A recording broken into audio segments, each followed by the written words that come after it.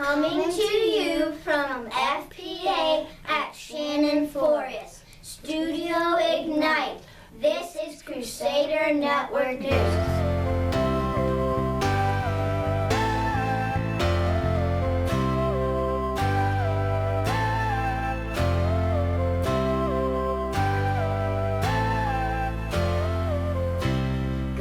Crusaders, I'm Ada. And I'm Candler. It's Thursday, January 18th, 2024. Here's your news from around the school.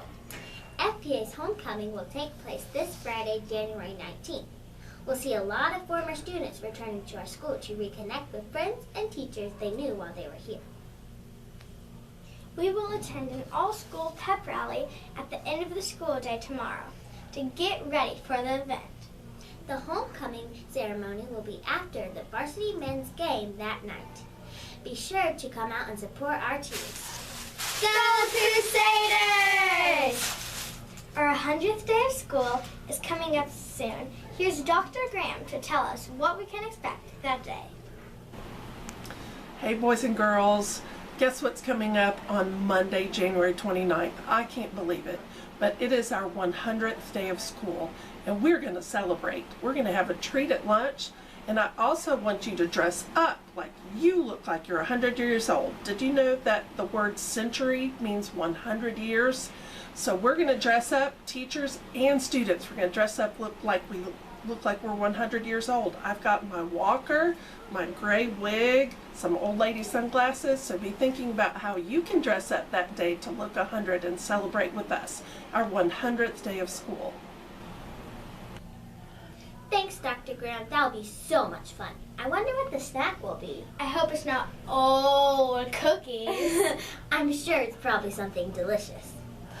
To go along with our celebration of the 100th day of school, we will have a big food drive.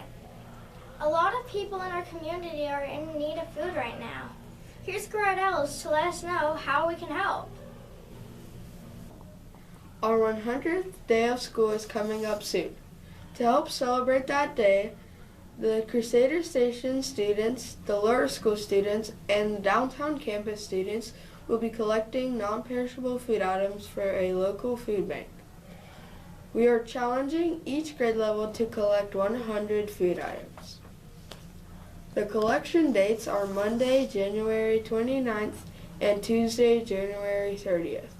You can bring things like these: peanut butter, pasta, soup cans, vegetables, and breakfast items. Please no glass containers. Just take your food items to your classroom on January 29th and 30th and watch your collection grow. Thank you for helping us serve the people in our community. Thanks, Gerard. I know each grade will be able to collect at least 100 non-perishable food items. Again, that's January 29th and 30th. Now it's time for our birthdays. Here's Noah Cope to tell us who to celebrate this week.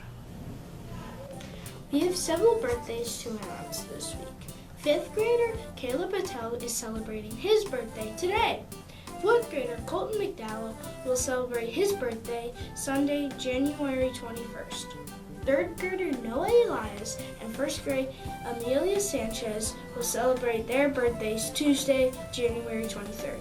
Happy birthday!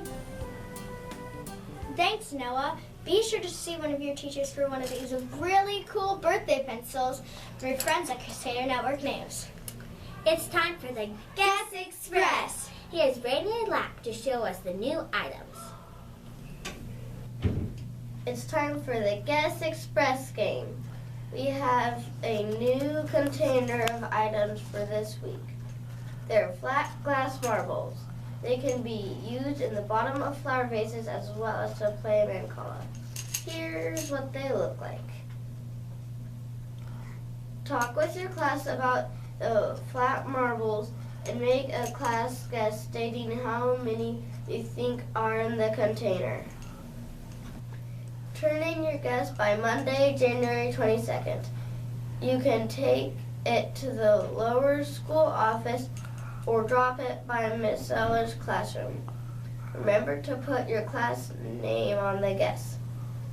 The class with the closest guess will wear PJs to school on a day that your teacher specifies. For now, thanks for jumping on the Guest Express. Thanks, Rainier. I wonder how many items are in this vase. 1, 2, 5,000, 2 million, 3. I can't count it, can I? I don't think so. Be sure your class turns in their guests by next Monday. Our 4th graders have been studying about idioms. That's when you say a phrase such as crying crocodile tears, but what you really mean is pretending to be upset. Another example would be moving at a snail's pace. That would mean you're moving extremely slow. Our 4th graders each dressed up like an idiom. Let's take a look. Our 4th graders have been learning all about figurative language, and so today we are having Dress Like an Idiom Day. My 2 idioms are, I wear my heart on my sleeve, which means I show my feelings a lot, and don't let the cat out of the bag, which means don't tell my secret. My idiom is break a leg, and it means good luck. My idiom is when pigs fly, which means it's never gonna happen. My idiom is heart on my sleeve, which means I always express my feelings. My idiom is crocodile tears, which means you're not really sad. My idiom is on the fence, which means I can't decide from another thing or another. I'm get the ball rolling, which means let's get started.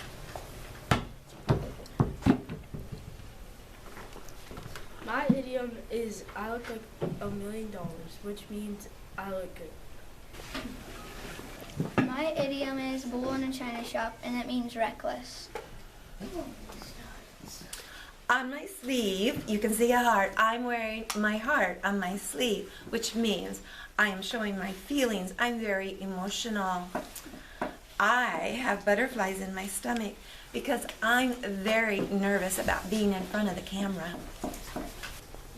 My idiom's not your cup of tea, which means you may not like me. My idiom is when pigs fly, which means it's never going to happen. My idiom is heart of gold, which means very kind. My idiom is break a leg, which means good luck. My idioms are heart of gold, which means I'm very kind, and butterflies in my stomach, which means I'm nervous, and hold your horses, which means stop right there. My idiom is hit the nail on the head, and it means that you're correct. My idiom is under the weather, and it means you're not feeling well.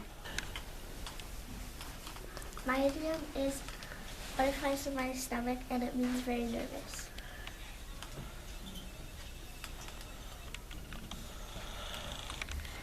My idiom is raining cats and dogs, and it means it's raining really hard. My idiom is a green thumb, and it means that you're good at gardening. My idiom is smarty pants, and that means I'm really smart. My idiom is break a leg, and it means good luck. My idiom is hold your horses, and it means be patient. Great job, 4th graders. I remember I got my head stuck in the clouds. I was the coolest cucumber of all, Larry the Cucumber. Throughout the year on Crusader Network News, we are to lift up in prayer all of our lower school students and teachers. Here's Mary Brooks with our terrific 10 for this week. Each week on Crusader Network News, we will lift up in prayer to specific students and teachers. The Bible tells us to encourage one another and build one another up. One of the ways that we can do this is through prayer. Here's our terrific 10 students and teachers for this week. K5 friend Riley Johnson, K5 friend Luke Boland, First grader Luke Rogers, 5th grader Ariana Pete, 3rd grader Eva Smith, art teacher Miss Gatto, 2nd grader Kale Brecken, 4th grader Parker Law, 3rd grader Rainier Lapp, and 2nd grader Amelia Long. Please post these names somewhere in your classroom to remind you who to pray for this week. We will give each of these students and teachers a special wristband like this to wear as a reminder that we are praying for them and that God loves them very much. Thanks, Mary Brooks. We're thankful to be able to encourage our friends through prayer. We'll bring you the wristband sometime soon. That's our show for today. Remember to always try your best and do everything in a way that brings glory and honor to God. Thanks for watching, and we'll see you next week. Remember to recycle in your classrooms.